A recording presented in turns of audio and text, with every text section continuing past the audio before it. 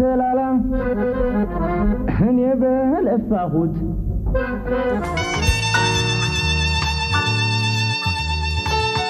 በየዘመናቸው ምልክት ለነበሩት አባትና ልጅ ይህ ስፍራ የተለየ ትርጉም አለው። ከስማቸው እኩል የተጠሩበት አድባር ሆነው የኖሩበት ነበር። ሀገር ፍቅር የአኮርዲዮኑን ጌታ ፍሬውን የክላርኔቱን ባለሟል ዳዊትን በኖሩበት መድረክ ዳግም በስጋ የተለዩበትን 37ኛና 3ኛ ዓመት ታሳቢ በማድረግ ለመዘከር እንወቀኑ ሆኗል። ፍሬው ለኛ እንደ ወንድምም እንደ አባትም ነው። እድገታችን ሁሉ ስናስበው ከሱ ቤት ሁላችን ተማሪዎች ሆነን እሱ ቤት ነው ሁላችን ተሰባስበን እንደ ቤተሰብ እንደ አባትም እንደ ወንድም ነው እኛም ያሳደገን። ጫገርም ስንሄድ የረዳኑት ነገር አለ። ስኮላርሺፕ አግኝተን እንደ ኢትዮጵያዊ ደግሞ በተለያየ ክልሎች ሄደን ስንሰራ ወሰን የሌለው እገዛና እንደ ታላቅ ወንድም እንደ አባት ሆኖ ነው እኛን ያሳደገን።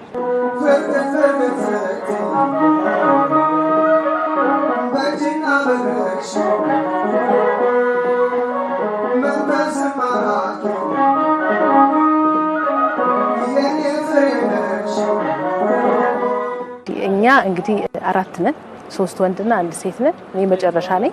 አባታችን በልጅነታችን የሞተው እንደሚታወቀው እኔ በጣም ህፃን ልጅ ነኝ፣ ብዙም አላውቀውም። ግን እናታችን ጎበዝ ስለሆነች ያው ጠንክራ ለፍታ አስተምራን እዚህ ያደርሳናለች። ሁላችንም ማለት ያው ዳዊት ነው ካጠገባችን የተለየው። እንግዲህ ነፍስ ካወቅ ጀምሮ ስለ ፍሬው ሲሰማ በጎ ነገር ብቻ ነው የምሰማው።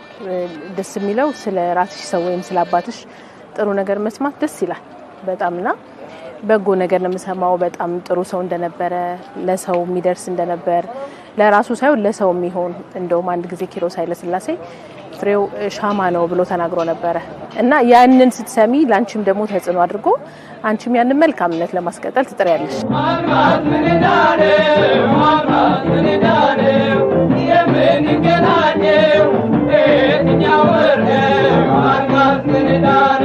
በኢትዮጵያ የሙዚቃ ታሪክ ውስጥ ትልቅ ቦታ ያለው ከነ ክቡር ዶክተር ጥላሁን ገሰሰ ከነ መሐሙድ አህመድ ጋር አብሮ የሚደመር ሙዚቃዎቹ በሙሉ ምጽታዊ ነገር ያላቸው ማህበራዊ ህይወት ላይ ያተኮሩ በኢትዮጵያ ጉዳይ ላይ ያተኮሩ ድንቅ ሙዚቃዎች ናቸው።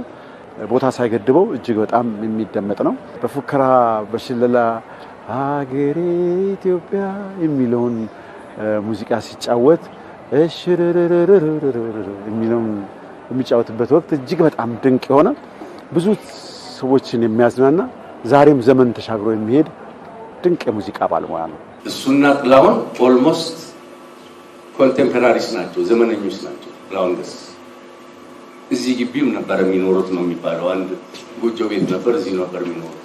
ጋሽ ፍሬው ወንድሜን ቁም ነገር ሳላሲዝ አላገባም ብሎ ወይዘሮ ዘነበችን ሌት ሆኖ ነው ያገባው። ይሄ በ66 በ65 የነበሩ የኪነት መጽሔቶች የሚናገሩት ነው።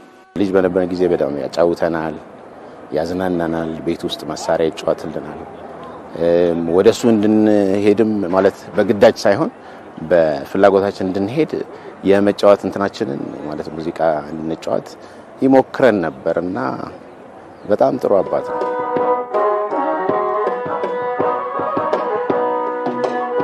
ሰው ተቸግሮ ታስሮ እስር ቤት አያድርም። ፍሬው ቤት ተሄዶ ተንኳክቶ በሌሊት በንጋትም ቢሆን ተሄዶ ወይ ዋስ እንዲሆን ወይ እንዲያስፈታ ይጠይቃል። የኪነ ጥበብ ቤተሰብና የኪነ ጥበብ ባለሙያ ታስሮም ተቸግሮም ታሞም ፈውስና መድኃኒት መፍትሄ ሳያገኝ عدي مقر عدي معبيت اللي እኔ ዩኒቨርሲቲ ተማሪ 3ኛ ዓመት 4ኛ ዓመት አካባቢ ያለው ነው ለመጀመሪያ ጊዜ ከሱ ጋር በአካል የተገናኘሁት።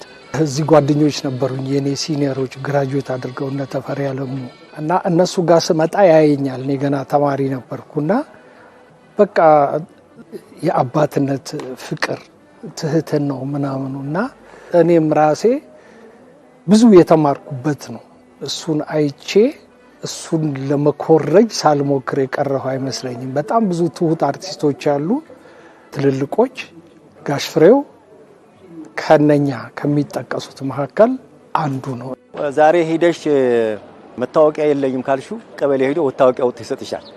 ዛሬ እዚህ ቢሮ ሄጄ ስራ ነበር ተከትሎ ይሄደው እና ተበቀለ እዚህ ያሳደጉን ሰዎች አሉ ስጋ ቤት ለመክፈት ብዙ ማስታወሰው ነገር አለና ፒያሳ ሙሉ የራሳቸው ማህበር ነበራቸውና መፍትሄው ይሉታልና ለሰው የቆመ ነው። ሀብት አይደለም ጥሩ ስም ከመልካም ሽቶ በላይ ነው ይባላልና ፍሬው ጥሩ ስም አለው። የሱ ልጅ በመሆኔ በጣም ነው የምኮራው።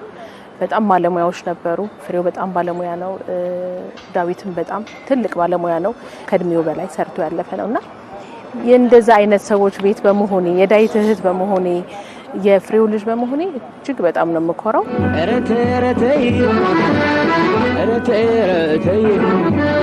አንቺ ወጣት ቆንጆ አትሁኝ በላዋይ እሽሩሩሩ ኢትዮጵያን ዞሬ ብሎ የየክፍለ ሀገሩን 14ቱንም እየጠራ የሚሞዝቅበት በትግርኛም ዘፈን የሚጫወትበት ድንቅ ነገሮች ስላሉት ይህ ከማህበረሰቡ ህይወት ጋር የተያያዘ በዚያ ዘመን ደግሞ የሚባሉት የቡጊ የትዊስት ዳንስ የሚደነስበት ደጃችሁ የቀለጠበት ዘመን ስለነበረ ከሰው ልቦና የሚጠፋም አይደለም። ሀገር ፍቅር ሲባል ደግሞ ፍሬው ኃይሉ ነው። ፍሬው ኃይሉ ሲባል ሀገር ፍቅር ነው የሚያሰኝ ያህል በሙዚቃው ረገድ እጅግ በጣም የተዋበ ድምጽ ያለው መልእክቶቹም ጽሁፎቹም ወይም ግጥሞቹም ድንቅ ናቸው። ዘበናይ ማርዬ ስማወጣ ሁልሽ ብርቱካኔ ብዬ ዘበናይ ማርዬ ሀገር ፍቅርን ሲያስታውስ ጋሽ ፍሬውን አለማስታወስ አልችልም። መንገዶቹ የምንገናኝባቸው ቦታዎች የሚጨብጠኝና የሚያቅፈኝ መንገድ እሱ ከኔ ቁመቷ አጠር ይላል እና እንዴት ሆልድ እንደሚያደርገኝ በቃ አይዞህ የሚለኝ አባት ነው የሚመስለኝና ከተላላቅ ስራዎቹ በተጨማሪ ማስታወሰው በዚህ ነው። ጋሽ ፍሬው ምን ጥሩ በሰራ አወየን የእድል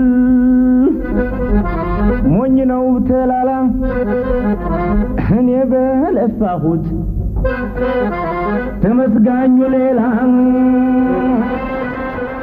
ለሕዝብ የዘፈነ ለሀገር ያቅራራ የሁሉም ተላኪ የሁሉም አገልጋይ ትልቁን ትንሹን አክባሪ ጋሼ ባይ ዋስ ጠበቃ ነበር ጉዳይ አስፈጻሚ የዚህም የዚያም ቤት ችግር አስተማሪ በምንም ሁኔታ ሰው ከተቸገረ ለፍሬው ንገሩት ይባል ነበር። ሙዚቀኛ፣ የግጥም ደራሲ፣ ተዋናይ፣ የተዋጣለት አቀናባሪ የነበረው ፍሬው ኃይሉ ዛሬም ዘመን ተሻግረው የሚደመጡ ስራዎቹን መዘንጋት ይቸግራል። የአባቱ ልጅ ዳዊትም ክላርኔትን ኢትዮጵያዊ ሊያደርግ የታገለ ባህር ተሻግሮ በትልልቅ መድረኮች ሀገሩን የወከለ ጥበብ ሰው ነበር። ዳዊት በጣም ጉልበተኛ ነው። ፊት ለፊት የሚናገር ሰው ነው። ሐሳቡን መደበቅ የማይችል ሰው ነው። በመነጋገር ያምናል። በጣም አዛኝ ነው። አሁን ከሞተ በኋላ ራሱ በጣም ብዙ የሚረዳቸው ሰዎች እንደነበሩ ሳቅ እኔ ማቀውን አይነት ደግነቱ አልፎ ሌላ ቦታ ላይ መድረሱ በጣም ነው የሚገርመኝ። ተጫዋች ነው ዳዊት፣ ቀልደኛ ነው የሚለው ሰው እኛ ግን የምናውቀው ምድረገነት የሚያውቀው ግን ዳዊትን በቁም ነገር ነው የሚያውቀው።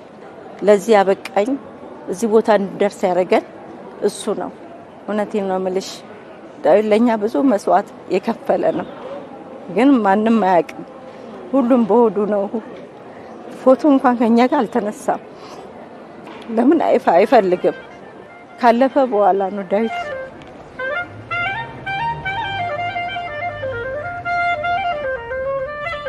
ቤተሰቡ የሚያወቀው ካለፈ ያው ስናለቅስ እዛ ጋር ምናምን ነው ቤተሰብ ያወቀው። ግን እኔ እንጃ እኔ መናገር ስለሱ በጣም ይከብደኛል። ምንም ሳይኖረው አንድ ሳሙና ይዞ የመጣበት ቀን አለኛል።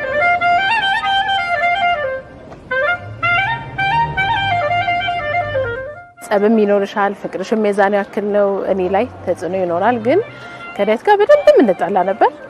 በደንብም ደግሞ በጣም የሚወደኝ እህቱ ነበርኩኝ።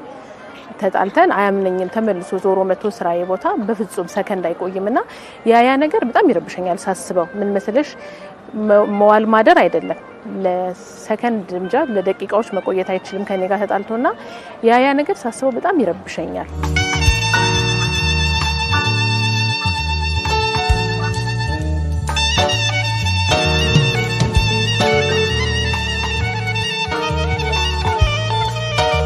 ድንገተኛ ሀዘን በጣም ከባድ ነው። በጣም ዱብዳን የወረደብን ስፔሻሊ ለኛ ለእናታችንም አብሯት ነበር የሚኖረው እኛም አግብተን ወተናል ሁላችንም ዳዊት ብቻ ነበር ከእናቴ ጋር የሚኖረውና ለሷ ጧት ከለማታ ለምታየው ልጇ በጣም ከባድ ነበር ለኛም እጅግ በጣም ከባድ ነበር ዳዊት ከሙዚቃ መሳሪያ ጨዋታው በተጨማሪ ሂውመር የሚያቅልጅ ነው በቃ አብረሽው መዋል የምትወጁ አይነት ሰው ነው እና ቅኝቷን ድምጿን ወደዋለሁ የክላርኔትን ከዛ ከዳዊት ጋር ከተግባባው በኋላ ግን ፕራክቲካሊ በፍቅር ነው የወደኩት የሚገርምሽ ነገር ከእንግሊዝ ሀገር በአንድ ጓደኛዬ አማካኝነት ክላርኔት አስገዝቼ አምጥቼ ቤቴ ለመማር አስቤ ነበር ዳዊት አንዳንድ ቀን ቤቴ እየመጣ እሷኑ ክላርኔት ተጫውቶልኝ ይሄዳል ይሄን ያህል ቅርብ ነን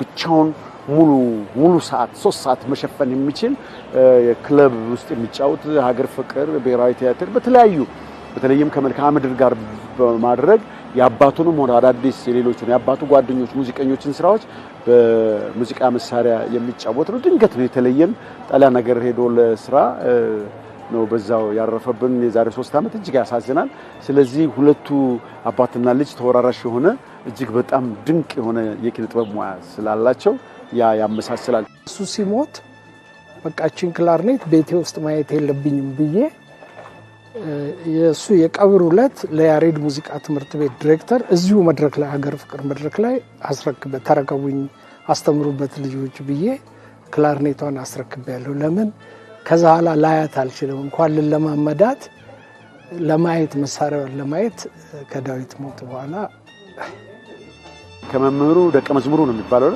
ሆኖም ግን አንዳንድ ጊዜ 100 አመት ኖረሽ የማይሰራውን ስራ ሰዎች በጥቂት እድሜያቸው ይሰራሉና በእውነቱ እንዲህ አይነት ደግሞ የትውስታ ቀን ተፈጥሮ እንዲህ አይነት መታሰቡ በጣም እጅግ በጣም ያስደስታል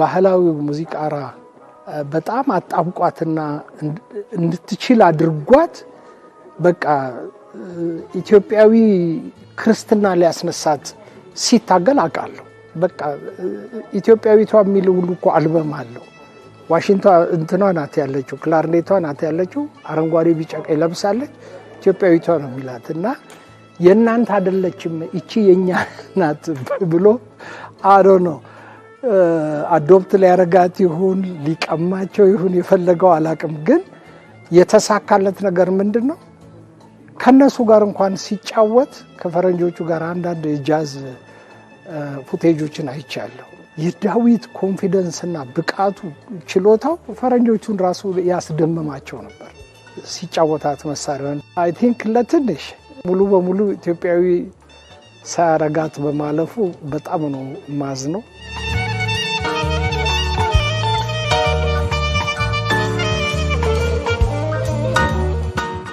አሁንም ብዙ እቅድ አለን ብዙ ሐሳብ አለን መጽሐፎችን ለማሳተም ተዘጋጅተናል ታሪኮችን ሰንደን ለማስቀመጥ አንፃር የፍሬው ሙዚቃዎች እንደ አዲስ መሰራት አለባቸው ያንን በሙሉ ለትውልድ ለዚህም የበፊትም ትውልድ ይጠይቅሻል እኮ ሁሉ ጊዜ ጥያቄ ይኖራል ምን ነው ያባታችሁ ሙዚቃ አሳትማችሁ አታስደምጡ ነው ተባያለች ስለዚህ ያንን በማሰብ ያንን ሙዚቃውንም እንደ አዲስ ለመስራት ዝግጅት ላይ ነን ብዙ እቅድ አለን ከእግዚአብሔር ጋር እንግዲህ ተሳክቶ መልሰን እንገናኛለን ብዬ አስባለሁ ሲሞላው አንድ አመት አሽከሪ ቀጥሮና ሲሞላው አንድ አመት ሌባ ነው ይሉታል